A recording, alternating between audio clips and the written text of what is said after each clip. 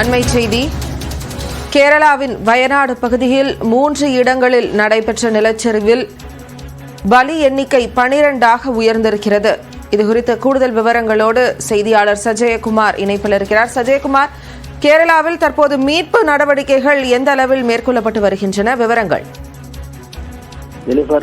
கேரளா மாநிலம் வயநாடு மாவட்டத்தில் நேற்று கனமழை பெய்துள்ளது. நேற்று இரவு 1 மணியிலும் இன்று அதிகாலை 4 மணிக்கும் இடையே 3 இடங்களில் சூரல்மலை, முண்டக்கை, அட்டமலை போன்ற பகுதிகளில் 3 முறை ஏற்பட்ட நிலச்சரிவில் தற்போது உயிர்பலி என்பது 12ஆக தற்போதைய நிலவரப்படி உயர்ந்திருக்கிறது. அதே போல இந்த பகுதிகளில் ஆங்காங்கே தனிமைப்பட்ட 400 குடும்பங்கள், சுமார் 1000க்கும் மேற்பட்ட மக்கள் வெளியே மீட்டு வர முடியாமல் தவித்து வருகின்றனர். மேலும் இந்த பகுதிக்கு செல்லக்கூடிய பிரதான சாலையில் உள்ள ஒரு முக்கிய பாலம் இந்த மண்சரிவால் அடித்து செல்லப்பட்டதால் தேசிய மீட்பு படையினர், அதே போல தீயணைப்பு வீரர்கள் அந்த பகுதிக்கு சென்றாலும் கொண்டு அந்த பகுதிக்கு சென்று முழுமையாக சென்றடைய முடியாத இந்த பாலம் உடைந்த நிலை ஏற்பட்டுள்ளது. மேலும் இந்திய விமானப்படையின் 2 விமானங்கள் இந்த பகுதிக்கு விமானம் மூலம் மீட்பு பணிகளுக்காக விரைந்து சென்றுள்ளது. கேரளா முதல்வரின் உத்தரவுப்படி 5 அமைச்சர்கள் அந்த பகுதிக்கு ஹெலிகாப்டர் மூலமும் சாலை மார்க்கமாக இந்த மீட்பு பணிகளை தலைமை தாங்க புறப்பட்டு சென்றுள்ளனர். மேலும் இந்த பகுதியில் இருந்து தற்போது 5 சடலங்கள் 8 கிலோமீட்டர் தொலைவில் சாலி ஆற்றில் இருந்து சிதைந்த நிலையில் மீட்கப்பட்டிருக்கிறது. தற்போதைய நிலவரப்படி உயிரிழந்தவரின் எண்ணிக்கை 12ஆக உயர்ந்திருக்கிறது. மேலும் 60க்கும் மேற்பட்டோர் தற்போது பல்வேறு மருத்துவமனைகளில் அனுமதிக்கப்பட்டிருக்கிறது. மேலும் இந்த பகுதியில் மீட்பு பணிக்காக செல்ல முடியாத ஒரு நிலை ஏற்பட்டுள்ளதால் உயிரிழப்பு மேலும் அதிகரிக்க வாய்ப்பு இருக்கிறது. பல்வேறு இடங்களில் இதே போல வனப்பகுதிகளில் வெள்ளத்தால் அடித்து செல்லப்பட்டு பலர் உயிரிழந்திருக்கலாம் என்ற கோணத்தில் வனத்துறையினர் இந்த பகுதியில் உள்ள வனப்பகுதிகளிலும் தற்போது ஆய்வு மேற்பட்டு வருகிறது. தற்போது உதவி எண்களும் கட்டுப்பாடு அறை திறக்கப்பட்டு உதவி எண்கள் அறிவிக்கப்பட்டிருக்கிறது. அத்தியாவசிய தேவைகளுக்கு மக்களுக்கு இந்த உதவி எண்கள். சஜயகுமார், தொடர்ந்து பேசுவோம் அங்கிருக்கக்கூடிய நிலவரம் குறித்து. இந்நேரத்தில் மத்திய இணையமைச்சர் சுரேஷ் கோபி நம்மோடு இணைப்பில் இருக்கிறார். அவரிடம் பேசுவோம். சுரேஷ் கோபி அவர்கள், இன்று கேரளாவில் நடந்திருக்கக்கூடிய இந்த மிகப்பெரிய விபத்து அப்படிங்கிறது கேரளாவை தாண்டி வயநாடு ஒரு சுற்றுலா பகுதியாகவும் காணப்படுகிறது. மீட்பு நடவடிக்கைகள் அப்படிங்கிறது துரிதமாக செயல்பட்டு வருகிறதா? அங்கு என்ன விதமான நடவடிக்கைகள் மேற்கொள்ளப்பட்டு வருகிறது? காலையில 6:30 மணி 6:45 மணிக்கு தான் எனக்கு இந்த தகவல் வந்தது.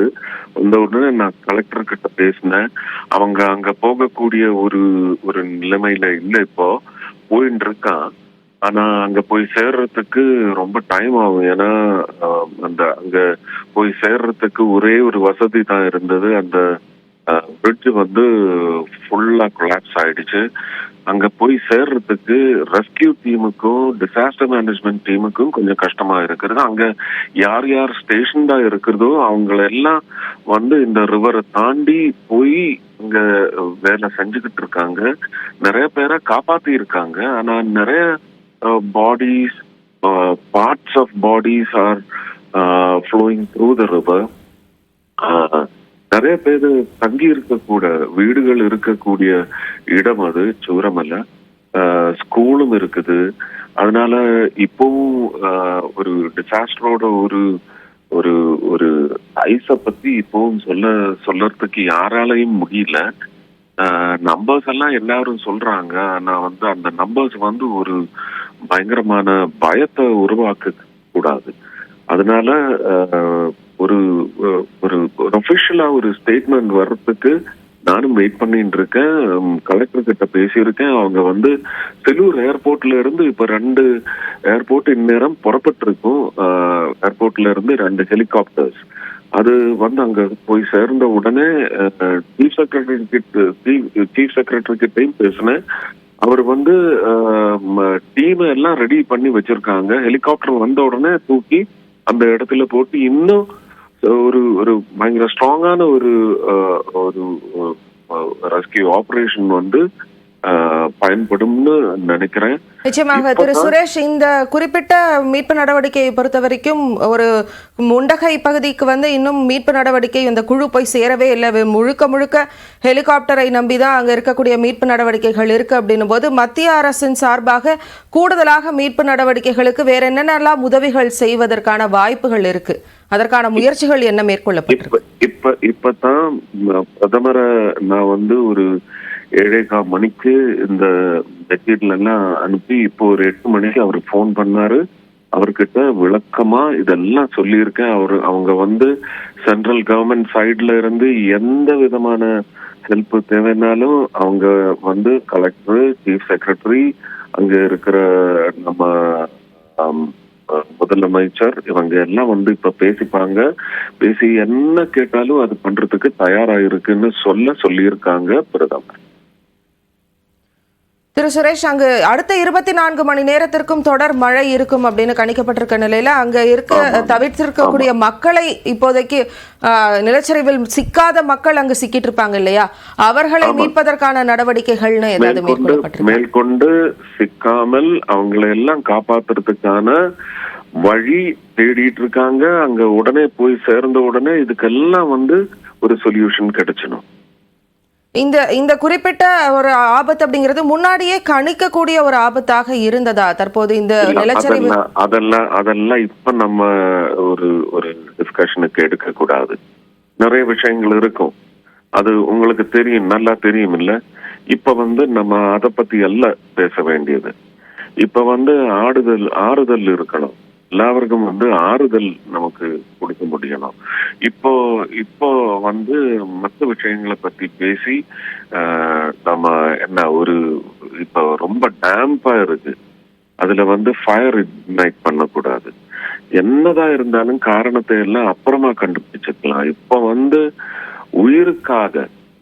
உயிருக்காக போராடிட்டு இருக்கிற, உயிரை வச்சு உயிரை காப்பாத்துறதுக்காக போராடிட்டு இருக்கிற அவங்க கூட நம்ம எல்லாம் ரொம்ப ஸ்ட்ராங்கா சப்போர்ட்டிவா நிக்கணும்.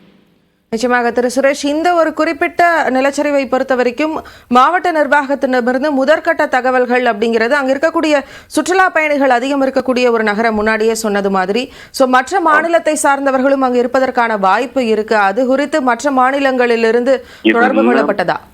இதெல்லாம் நமக்கு அதோட ரெக்கார்ட்ஸ் கிடைச்சா தான் சொல்ல முடியும். சும்மா ஒரு ஊஹா போகம்னு மலையாளத்துல சொல்லுவாங்க, அதுல இருந்து நமக்கு எதுவும் இப்ப சொல்ல முடியாது. சொல்றதெல்லாம் நமக்கு ரெஸ்பான்சிபிலிட்டி வேணும்.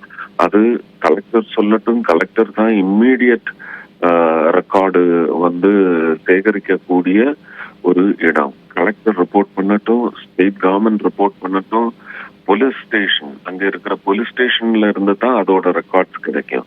அதெல்லாம் பாக்குறதுக்கான டைம் இல்லை. இப்ப யாரு உயிருக்காக கெஞ்சிட்டு இருக்காங்களோ, யார் இதுக்கு மேல அதுல சிக்க கூடாதோ அவங்களெல்லாம் காப்பாத்துறதுக்கான முயற்சி நடந்துட்டு இருக்காங்க. அது நடக்கட்டும் தான். நிச்சயமாக மிகப்பெரிய ஒரு பேரிடர் நிகழ்ந்திருக்கிறது. அதில் மாட்டியிருக்கக்கூடிய மக்களை மீட்பதற்கான பணிகளும் தொடர்ந்து எல்லா விதத்திலும் மேற்கொள்ளப்பட்டு வருகிறது. அவர்களோடு நம்மளுடைய எண்ணங்கள் இருக்கட்டும். இணைப்பில் எங்களோட இந்த நேரத்தை பகிர்ந்துட்டதற்கு நன்றி திரு சுரேஷ் கோபி.